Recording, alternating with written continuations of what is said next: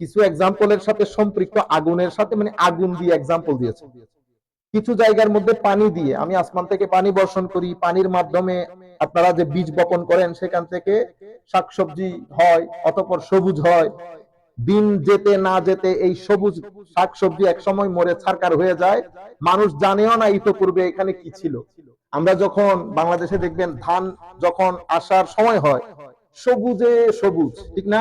আল্লাহ রাব্বুল আলামিন এই এই এই জিনিসটাকে মানুষের হায়াত বোঝানোর জন্য, আমাদের জীবনকে উপলব্ধ করার জন্য, মানে আমরা যেন উপলব্ধিটা আমাদের মধ্যে আসে সেটা বোঝানোর জন্য আল্লাহ এই শস্য ক্ষেত্র ব্যবহার করে। যে একদিন তোমরা বের হয়েছো, দেখেছো সবুজে সবুজ, 3 মাস পরে দেখবা ওখানে আর কোনো কিছু নাই, খড়ের হলুদ একেবারে জীর্ণ শীর্ণ জিনিস পড়ে আছে, মানুষ বুঝবেও না ইতোপূর্বে যে এখানে গ্রিনারি ছিল। তো আল্লাহ রাব্বুল আলামিন এটা বোঝানোর জন্য, এই জীবন সংক্রান্ত বিষয়কে বোঝানোর জন্য এই এক্সাম্পল ইউজ করেন। এরপরে পানি সংক্রান্ত এক্সাম্পল, এরপরে আগুন সংক্রান্ত এক্সাম্পল। এখানে আল্লাহ রাব্বুল আলামিন মুনাফিকদের সাইকোলজি বোঝার জন্য, তাদের পুরো বিষয়টাকে বোঝানোর জন্য আল্লাহ 2টা এক্সাম্পল ইউজ করেছেন। প্রথম শুরু করেছেন এভাবে, মাসালুহুম কামাসালিল্লাযী ইসতাওকাদা নারা ফালাম্মা আদাআত মা হাওলাহু যাহাবাল্লাহু বিনুরিহিম ওয়া তারাকাহুম ফি যুলুমাতিন লা ইউবসিরুন সুম্মুন বুকমুন উমিয়ুন ফাহুম লা ইয়ারজিউন। তো তারা প্রথমে, মানে মুনাফিকরা প্রথমে ঈমান এনেছে, নামাজ দোয়া পড়েছে, তারা নিজেরাই ঘরের মধ্যে লাইট জ্বালিয়েছে, ঘরের মধ্যে লাইটটা তারা নিজেরাই জ্বালিয়েছে, অতঃপর তারা নিজেরাই এই লাইটটা বন্ধ করে দিয়েছে।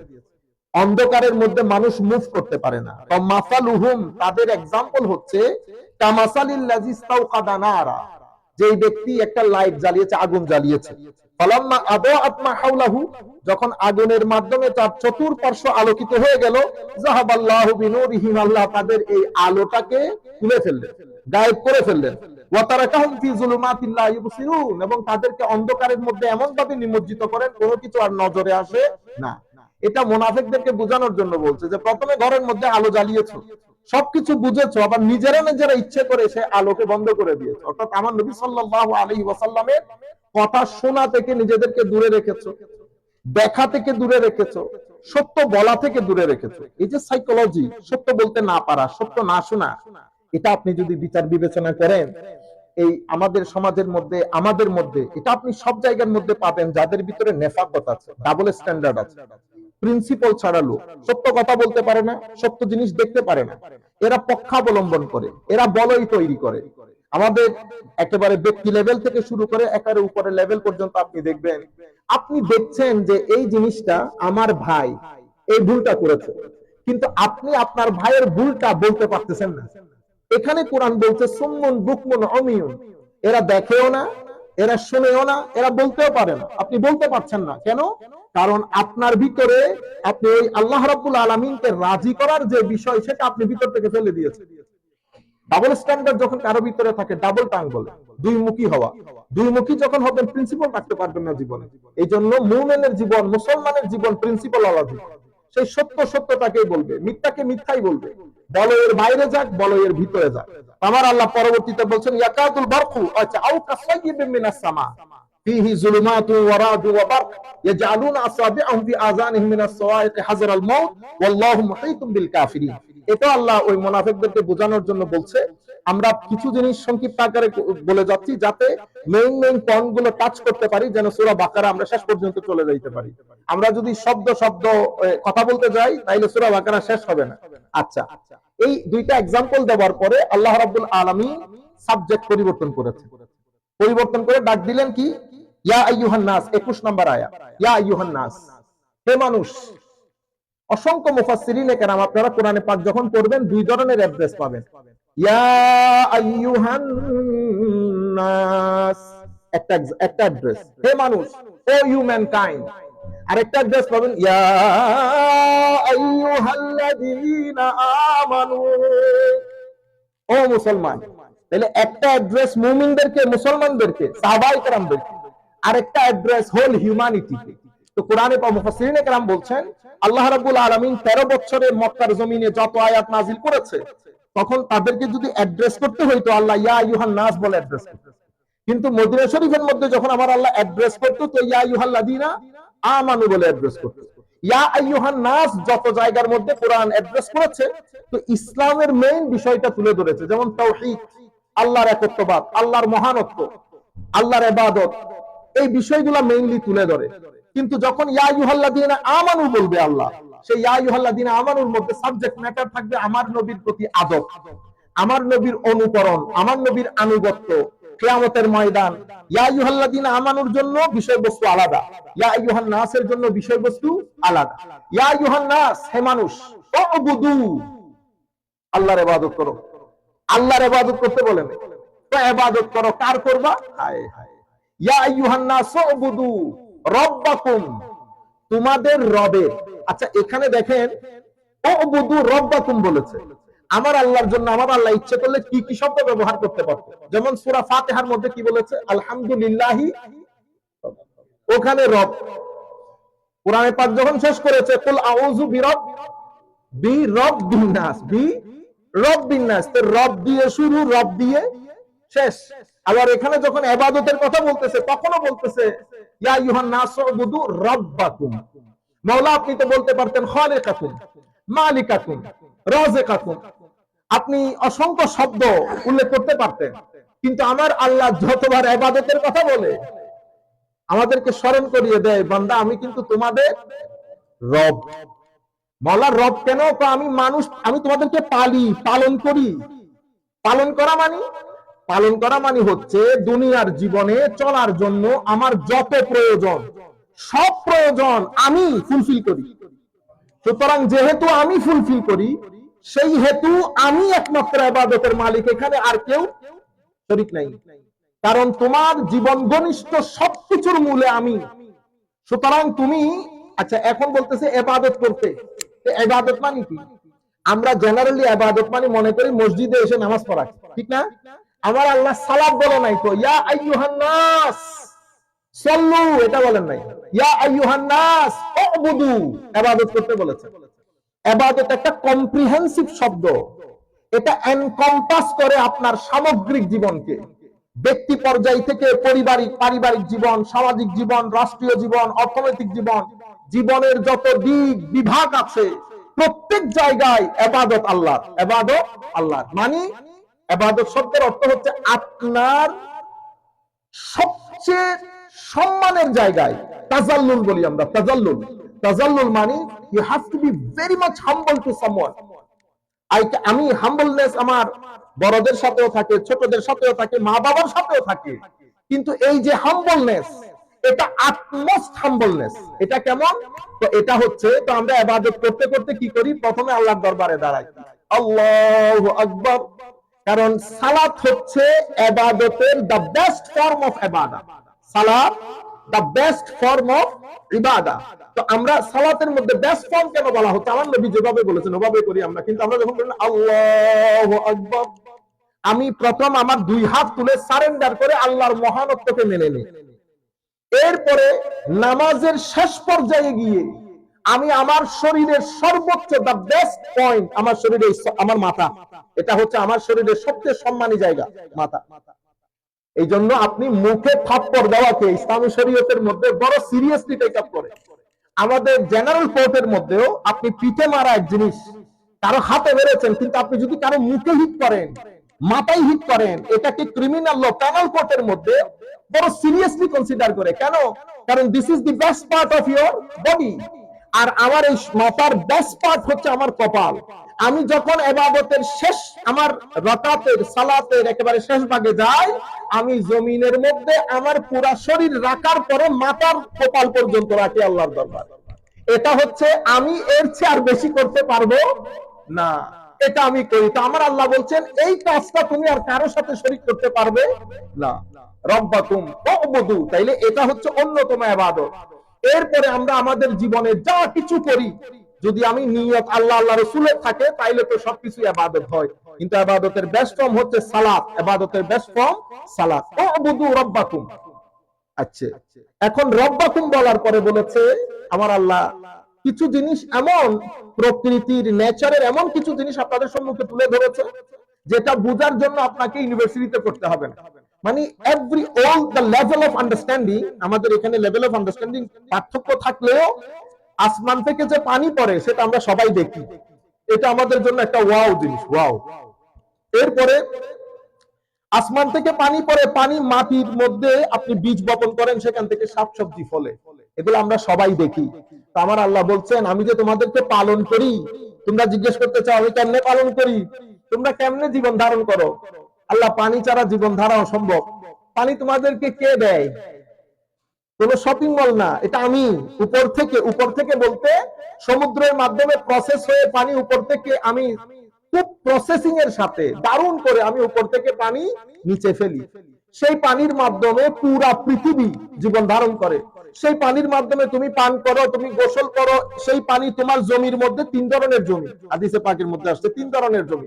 এক ধরনের জমি বন্দা, এরা কি করে, এরা পানিকে সংগ্রহ করে রাখে, যেটাকে আমরা পুকুর বলি অথবা জলাশয় বলি। এরা কোনো কিছু প্রডিউস করে না, কিন্তু এরা পানি সংগ্রহ করে রাখে।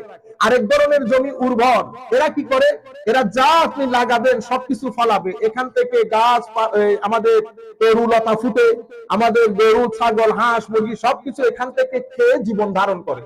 তাহলে আর কিছু জমি আছে অনুর্বর, অনুর্বর জমিগুলো আল্লাহর সৃষ্টির অনেক কাজের মধ্যে আসে, অনেক কাজে আসে। তাইলে কিছু পানি জলাশয়কে ধারণ করে রাখে, কিছু প্রডিউস করে।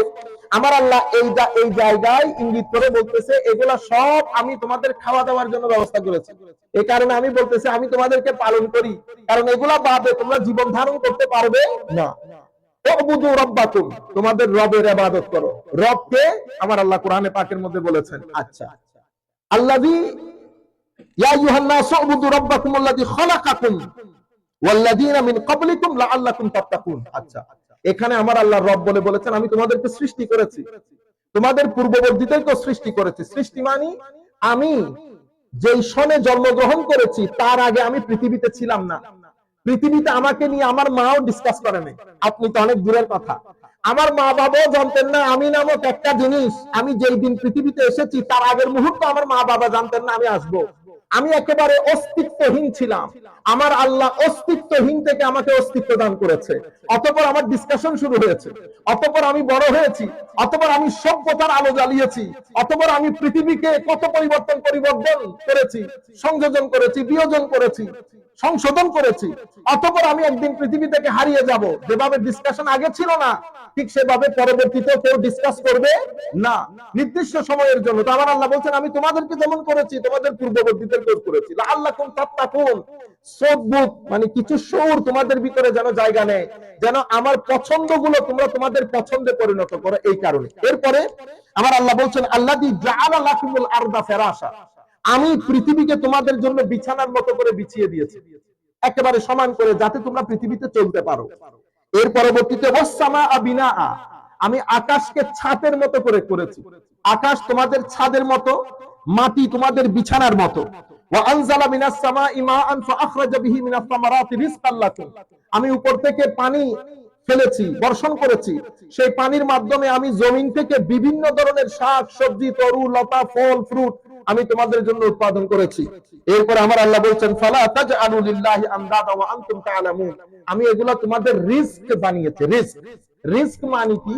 রিস্ক মানে হচ্ছে যে জিনিসটা আমাদেরকে উপকার সাধন করে, আমাদেরকে ফল ফ্রুট যা কিছু খাই, এই যে আপেলের মধ্যে এক ধরনের ভিটামিন আছে যা আমাদের উপকার সাধন করে, আপনারা বুঝতে পেরেছেন?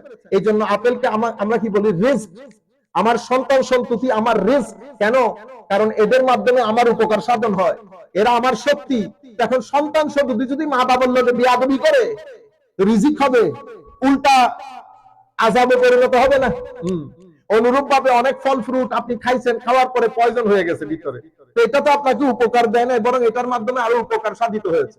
সন্তান সন্ততির মাধ্যমেও কিছু আছে এভাবে পয়জন হয়ে যায়। আল্লাহ রাব্বুল আলামিন আমাদেরকে এই ধরনের সন্তান সন্ততি যদি কারো থেকে থাকে আল্লাহ হেদায়েত দান করুক। তো আমার আল্লাহ বলছেন রিস্ক। তাহলে রিস্ক মানে কি বুঝেছেন? যেটার মাধ্যমে মানুষ উপকৃত হয়, এটাকে রিস্ক বলে। আমার আল্লাহ বলছেন এখানে যা কিছু আমি দান করেছি সবকিছু তোমাদের রিস্ক। ফালা তাজআলু লিল্লাহি আনদাদা ওয়া আনতুম তা'লামুন, তোমরা আমার সাথে কাউকে শরীক করিও না। তোমরা বুঝতেছো আমি কি বলতেছি? আমার আল্লাহ বলতেছেন তোমরা বুঝতেছো। এই জন্য আমরা খুতবার মধ্যে কয়েকটা শব্দ বলি, লা জিদ্দালাহু ওয়ালা নিদ্দালাহু ওয়ালা মিসলালাহু ওয়ালা মাসিলালাহু ওয়ালা শাবিহা লাহু, এই শব্দগুলা বলি। তো এখানে প্রত্যেক শব্দের আলাদা আলাদা কিছু অর্থ আছে। আমরা সেই অর্থগুলোর ভিতরে ঢুকলে তাইলে আর বের হওয়া যাবে না, কারণ এখানে এটা যেহেতু পবিত্র কোরআনের শুরুর সূরা, এবং এখানে আল্লাহ রাব্বুল আলামিন সবকিছু বলেছেন যা কিছু কোরআনের মধ্যে আছে। কিন্তু আমরা যদি একটা শব্দের ব্যাপারে ভিতরে ঢুকি, তাইলে এমনিতে এরকম 30-40 দিন এমনিতে চলে যাবে, বের হয়ে যাবে। শুধু একামতে সালাত, আমরা তো বলিই নাই একামতে সালাত। আল মুত্তাকিন, এই যে হুদাল লিল মুত্তাকিন, হুদান অর্থ কি, মুত্তাকিন অর্থ কি, একামতে সালাতের অর্থ কি, ইকানের অর্থ কি, ওয়া মিম্মা রাযাকনাহুম ইউনফিকুনের অর্থ কি, এগুলা অনেক ব্যাখ্যা বিশ্লেষণের দাবি রাখে। কিন্তু আমরা এখানে সেই ধরনের ব্যাখ্যা বিশ্লেষণে যাচ্ছি না। আমরা এটাকে বলে তাফসীর মাউদুঈ। আমরা বিষয় ভিত্তিক, কোরআনে পাকের আয়াতগুলো বিষয় ভিত্তিক, আমরা শব্দ শব্দ বা আয়াত আয়াত অনুবাদ করব না। আপনারা আল্লাহ মেহেরবানিতে 30 দিন যাওয়ার পরে বুঝতে পারবেন সূরা বাকারার মধ্যে কি কি বিষয় আল্লাহ উল্লেখ করেছেন, মেইন বিষয়গুলো কি। তাইলে 21 নম্বর আয়াতের মধ্যে আল্লাহ রাব্বুল আলামিন সাবজেক্ট চেঞ্জ করে আল্লাহ মানুষকে আল্লাহর ইবাদতের প্রতি ডেকেছেন, এবং আল্লাহ যে মানুষের রব সেই বিষয়টা মানুষের কাছে তুলে ধরেছেন। এর পরবর্তীতে আমার আল্লাহ রাব্বুল আলামিন দ্বিতীয় আয়াতের মধ্যে চলে যায়। এটা হচ্ছে আয়াত নাম্বার 23। 23-এর মধ্যে গিয়ে বলতেছেন, ওয়া ইন কুনতুম ফি রাইব মিম্মা নাযালনা আলা আবদিনা ফাতু বিসূরা। আমরা এরপরে শেষ করে দিচ্ছি। আপনারা মনে আছে আল্লাহ রাব্বুল আলামিন বলেছেন, হাযাল কিতাব যালিকাল কিতাব লা রাইবা ফি, এই কিতাবের মধ্যে কোনো রাইব নাই, সংশয় নাই। এই কিতাবের মধ্যে আপনি কোনো কিছু নিয়ে হেজিটেট করতে হবে না, সন্দেহ তো নাই, সংশয়ও নাই। এখন ওই বিষয়টাকে আল্লাহ এবার একটু ইলাবোরেট করতেছেন, ফার্দার ডিটেইলস দিচ্ছেন। কি বলেছেন? ওয়া ইন কুনতুম ফি রাইবিন মিম্মা নাযালনা আলা আবদিনা, আমরা আমার বান্দা, বড় মহব্বতের, বড় উঁচু মর্যাদার বান্দা মুহাম্মদুর রাসূলুল্লাহ সাল্লাল্লাহু আলাইহি ওয়াসাল্লামের উপর যে কিতাব নাজিল করেছি, এটা নিয়ে যদি তোমাদের কোনো সংশয় থাকে, তাইলে তোমরা সংশয় নিয়ে বসে থাকিও না। ফাতু বিসূরা, তোমরা একটা কাজ করো, তোমরা আমি আমার নবীর উপর যে কোরআন নাজিল করেছি পুরা কোরআন লাগবে না, সেই কোরআনের মতো একটা সূরা তোমরা সবাই একত্রিত হও। তোমরা তো আরব, কথায় কথায় আরবি ভাষা বলো, তোমাদের রাখালরাও আরবিতে কবিতা পড়ে। আসলেই তো ঠিক, এরা কবিতা, আপনারা ইসলামিক ক্লাসিক্যাল সায়েন্সের লোকগুলা বুঝবে, এত কবিতা তারা বলতো, প্রত্যেক ব্যক্তি কবিতায় এদের কথা। এরা লেখাপড়া জানতো না ঠিক, কিন্তু সাহিত্যের মধ্যে এরা অহংকার করতো পৃথিবীতে যে আমাদের মতো সাহিত্য জানা লোক কেউ নাই, এত বেশি তাদের কবিতা। প্রত্যেকে আলাদা আলাদা কবিতা গুচ্ছ আছে। হযরত, আমরা কিছুদিন আগেও বলেছেন, হুজুর কামস ইসলামের চাচা খাজা আবু তালেবের আলাদা কবিতা গুচ্ছ আছে। আপনারা যদি আপনাদের সুযোগ হয়, গুগল থেকে আপনারা এটার পিডিএফ নিতে পারবেন। অতঃপর আরবিটাকে ট্রান্সলেট করে দেখবেন খাজা আবু তালেবের উপর যে আপনারা আমরা এক পায়ে দাঁড়ায় যাই, হ্যাঁ কাফের বলেন মুসলমান, সেটা পরে বলিয়েন, আগে ওনার কবিতা গুচ্ছগুলো এই আরবিক ট্রান্সলেশনের মধ্যে দিয়ে ট্রান্সলেশনটা করিয়েন, তারপরে ডিসিশন আপনার। এভাবে প্রত্যেকের আলাদা আলাদা কবিতা গুচ্ছ আছে। তো যারা কথায় কথায় কবিতা বলে, আমার আল্লাহ বলতেছেন, এটা আমার খোলা চ্যালেঞ্জ, পৃথিবীতে কত সংখ্যক দার্শনিক এই আয়াতগুলা পড়ে এরা মাথা পাগল হয়ে গেছে। এক ভদ্রলোক বলতেছেন, আমি ওদের কিতাব পড়া শুরু করেছি, হুমায়রা প্রথমের মধ্যে বলতেছে আলিফ লাম মিম যালিকাল কিতাব লা রাইবা ফি, এই কিতাবে কোনো সন্দেহ নাই। আমি চিন্তায় পড়ে গেছি, বলে কি এত বড় একটা কিতাবের মধ্যে সন্দেহ নাই, তাও আবার শুরুর দিকে বলে দিচ্ছে। আবার কতক্ষণ পরে গিয়ে বলতেছে যদি সংশয় থাকে তাহলে তোমরা সবাই একত্রিত হয়ে কোরআনের মতো একটা সূরা, অথবা কোরআনের মতো একটা আয়াত প্রডিউস করে দেখাও। তারা অনেকভাবে চেষ্টা করেছে কোরআনের মতো আয়াত প্রডিউস করার জন্য, কিন্তু কোরআনের মতো সাউন্ড হয় না। আলাম তারা কাইফা আল কারিআতু মাল কারিয়া, একেবারে একেবারে ছোট সূরা ইন্না আতাইনা কাল কাউসার না, আপনি ইন্না আতাইনা কাল পড়তে কত দারুণ লাগে। অথচ আমরা এমনিতে আরবি কবিতা পড়ি না, আরবি লিটারেচার পড়ি। আপনি কোরআন শরীফকে এই পাশে রাখবেন, আরবি লিটারেচার এই পাশে রাখবেন, আপনি আরবি লিটারেচারটা 2-3 বার পড়বেন, আপনার মাথা খারাপ হয়ে যাবে। কিন্তু আপনি ইন্না আতাইনা কাল কাউসার পড়েন, দেখবেন ভিতরের মধ্যে কেমন যেন একটা জিহ্বার মধ্যে মজা লাগে, আলাদা টেস্ট। এটাই ওদেরকে পাগল করে দিয়েছে যে আমরা আরবি পড়ি, আরবি বলি, কিন্তু আমরা যখন এটা পড়ি বা শুনি, এটা অন্যরকম একটা আপিল করে আমাদের ভিতরে। এই জন্য পুরো সোসাইটির মধ্যে একটা বিপ্লব তৈরি করে ফেলেছে আমার নবী শুধু কোরআনের আয়াত পড়ে। তারা কোরআনের আয়াতকে না বলে, মানে এটা মুহাম্মদ সাল্লাল্লাহু আলাইহি ওয়াসাল্লাম নিজে করতেছে এগুলো বলে ঠিক, কিন্তু আমার নবী যখন কোরআন শরীফ পড়তো, তারা আশেপাশে গিয়ে এটা কান লাগাই শুনতো, আশেপাশে গিয়ে কান লাগিয়ে শুনতো। ফারুক আজমের মতো এত কঠিন হৃদয়ের মানুষ যখন বোনের কাছ থেকে কোরআনের আয়াত শুনেছে, এতটুকুনের মধ্যে হাত থেকে তরবারি পড়ে গেছে। এটা এত আপিল। এখন এই সেকুলার ওয়ার্ল্ডের মধ্যে, মেটেরিয়াল ওয়ার্ল্ডের মধ্যে আমরা এই আপিলটা সৃষ্টি করতে পারছি না, কারণ আমাদের সবার অন্তরের ভিতর থেকে ওই লোহা লোহা ভাবটা চলে গেছে, আমরা গাছে পরিণত হয়েছি। গাছের মধ্যে আপনি কি লাগে না, ইলেকট্রিক্যাল শক হয় না। আপনি যদি ওই কি বলে মেটালিক যে অ্যাট্রাকশন, মেটালিক অ্যাট্রাকশনের জন্য তো মেটাল হইতে হয়, আমাদের এখান থেকে মেটালিক ভাবটাই চলে গেছে। অথচ এখনো পর্যন্ত আমি ইংলিশ দুনিয়ার মধ্যে, ইংল্যান্ডের মধ্যে দেখেছি কোরআন শরীফকে ভালো করে পড়তে পারলে, এটা মানুষের ভিতরে অনেক বেশি তাসির পয়দা করে। ইভেন তারাবির মধ্যেও যদি আমাদের সেই পড়ানি, সেই হুফাজে কেরাম, আপনি দেখেন না, আপনারা যখন উমরার মধ্যে যান, এই যে রমজান শরীফের মধ্যে, আপনারা কি কোরআন শরীফ বুঝেন? আমার পাশে কত মানুষকে দেখেছি আমাদের কারি সুদেশ যখন পড়ে কেরাত, অসংখ্য মানুষ, আমি আমার বন্ধু সহ একসাথে গেছিলাম 2 বছর আগে, সে কানতে কানতে পাগল হয়ে যাচ্ছে, মানে হেসকি উঠে গেছে ওর। তাইলে এই যে আপনি কানতেছেন কেন, আপনি বুঝছেন কোনো কিছু? আপনি কোনো কিছু বুঝেন নাই, কিন্তু এটা ডিভাইন ওয়ার্ড, এটা আমার আল্লাহর ওয়ার্ড, এটা আপনার সিনার ভিতরে মানে ইশক এবং মহব্বতের একটা ঢেউ তুলে, ইশক এবং মহব্বতের একটা ঢেউ তুলে। আপনি রুকুতে যাওয়ার জন্য পাগল হয়ে যান, কারণ এটা আপনাকে আপিল করছে না, এটা আপনাকে আপিল করছে না, আপনি 23 বুঝতে পারতেছেন না। কিন্তু যারা 23 বুঝতে পারে, আপনি যখন ফ্লোর সাথে যাবেন, আয়াতের সাথে সাথে, হয়তো আমরা সেই মজা আপনাকে দিতে পারছি না, এটা আমাদের ব্যর্থতা, কিন্তু কোরআনে পাকের মজা আলাদা, এটার সাহিত্যিকতা আলাদা।